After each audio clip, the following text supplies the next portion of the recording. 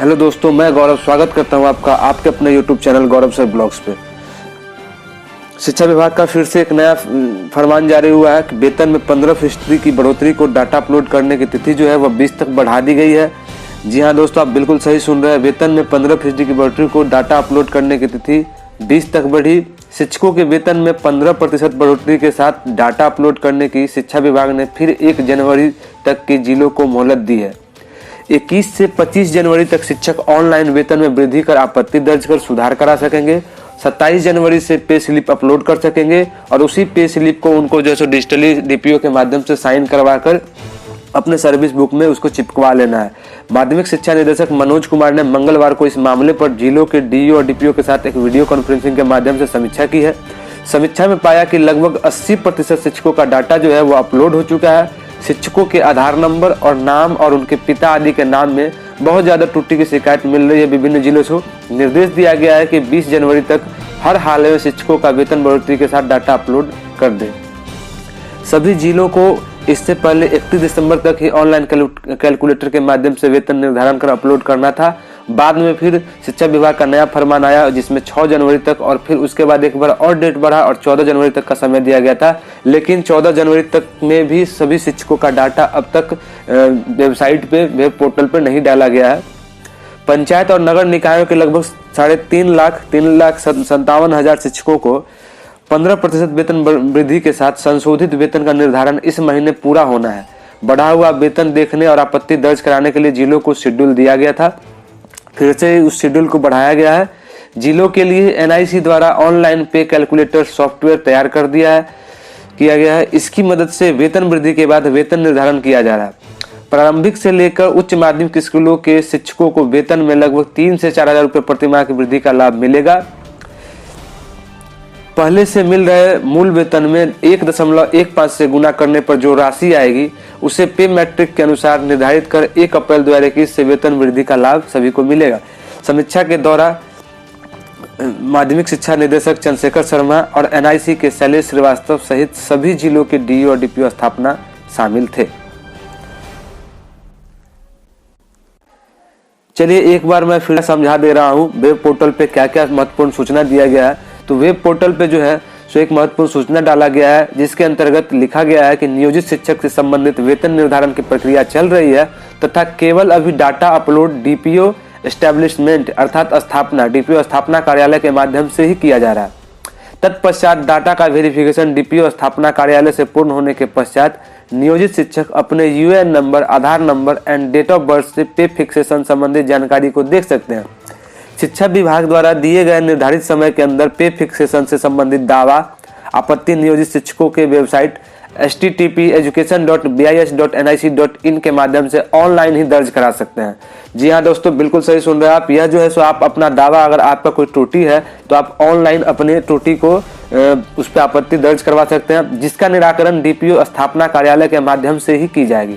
आपके अपने जिले के जो डीपीओ स्थापना कार्यालय है वैसे जो आप जब ऑनलाइन आप तो वहां से फिर उस आपत्ति उस त्रुटि को सुधारा जाएगा। सुधार के पुनः वेबसाइट पर जो है सो डाला जाएगा। निराकरण के पश्चात ही पे स्लिप जनरेट किया जाएगा। जब आपकी सारी त्रुटियां जो है सो ठीक हो जाएंगी, पूरे जिले भर की त्रुटियां ठीक हो जाएगी, तभी जिले से स्थापना जो है डीपीओ स्थापना वो पे स्लिप जनरेट करने का ऑप्शन देंगे और जो है सो निराकरण के पश्चात ही पे स्लिप जनरेट किया जाएगा। पे स्लिप को डीपीओ स्थापना के द्वारा डिजिटली साइन करने पर ही मान्य समझा जाएगा। यह एक इंपॉर्टेंट चीज है। आपको पे स्लिप जो है वह जब तक डिजिटली साइन नहीं है तब तक वह जो है सो आपका वैलिड नहीं होगा। इसलिए पे स्लिप को डीपीओ स्थापना के द्वारा डिजिटली साइन करने पर ही मान्य समझा जाएगा। डिजिटली साइन कॉपी की एक प्रति नियोजित शिक्षक के सर्विस बुक में संलग्न कर दिया जाएगा तथा सैलरी बनाने की प्रक्रिया प्रारंभ की जाएगी। वही जो आपका डीपीओ स्थापना से जो आप वेब पोर्टल से जो आप अपना निकालेंगे यूएएन नंबर और डेट ऑफ बर्थ के आधार पे, आधार नंबर के आधार पे, आधार वेरिफिकेशन के बाद, उसके बाद जो जनरेट होगा आपका, वही जनरेट जो है सो पे स्लिप जो है वह डिजिटली साइन किया हुआ रहेगा डीपीओ स्थापना का और वही आप जो है सो अपने सर्विस बुक में चिपकाएंगे। चलिए, नियोजित शिक्षक से संबंधित वेतन निर्धारण की जो प्रक्रिया है, इस पूरी प्रक्रिया का क्या प्रोसेस है वो मैं आपको बता दे रहा हूँ एक बार। सबसे पहले आपको डीपीओ स्थापना कार्यालय द्वारा नियोजित शिक्षक से संबंधित डाटा का अपलोडिंग होगा। उसके बाद आधार सेकेंड नंबर में है तो आपका दूसरा प्रोसेस है कि आधार वेरिफिकेशन तथा डीपीओ स्थापना कार्यालय द्वारा नियोजित शिक्षक से संबंधित डाटा का वेरिफिकेशन किया जाएगा। तीसरा प्रोसेस है कि नियोजित शिक्षक अपने UAN number, Aadhaar number and date of birth से पे फिक्सेशन संबंधित जानकारी का वेरिफिकेशन करेंगे। चौथा है आप पे फिक्सेशन से संबंधित दावा आपत्ति नियोजित शिक्षक वेबसाइट के माध्यम से ऑनलाइन ही दर्ज करेंगे। पांचवा प्रोसेस है कि डीपीओ स्थापना कार्यालय के माध्यम से दावा और आपत्ति का जो निराकरण है वो किया जाएगा। छठा में प्रोसेस में आया है कि डीपीओ द्वारा पे स्लिप जनरेट तथा डिजिटली साइन किया जाएगा।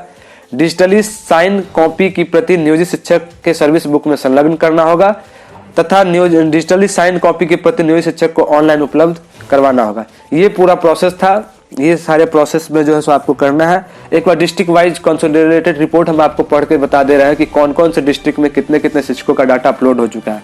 अब तक जो है सो अररिया में 8802 शिक्षक का डाटा अपलोड कर दिया गया है। अरवल में 2873 शिक्षकों का डाटा अपलोड कर दिया गया। औरंगाबाद में 8630 शिक्षकों का डाटा अपलोड कर दिया गया। बांका में 5879 शिक्षकों का डाटा अपलोड कर दिया गया। बेगूसराय में 10,559 शिक्षकों का डाटा अपलोड किया गया। भागलपुर में 8,480 शिक्षकों का डाटा अपलोड कर दिया गया। भोजपुर में 9,732 शिक्षकों का डाटा अपलोड कर दिया गया।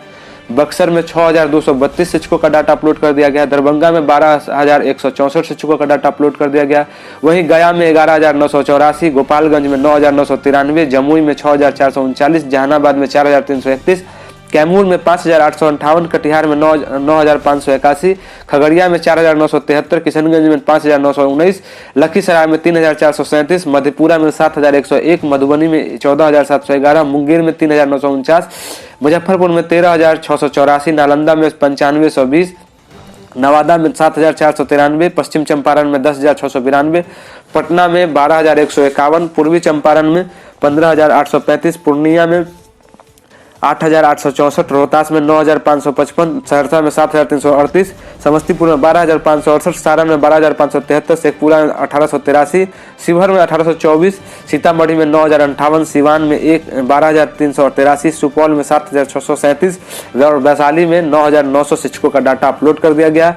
और कुल डाटा जो अपलोड हुआ है वो अब तक पूरे वेब पोर्टल पे बिहार के साइट पे एजुकेशन डिपार्टमेंट के साइट पे 3,24,585 शिक्षकों का डाटा अब तक अपलोड कर दिया गया।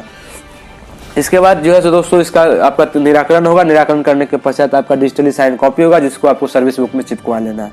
चलिए मिलते हैं एक नेक्स्ट ब्लॉग में, नेक्स्ट वीडियो में। तब तक के लिए धन्यवाद। जय हिंद।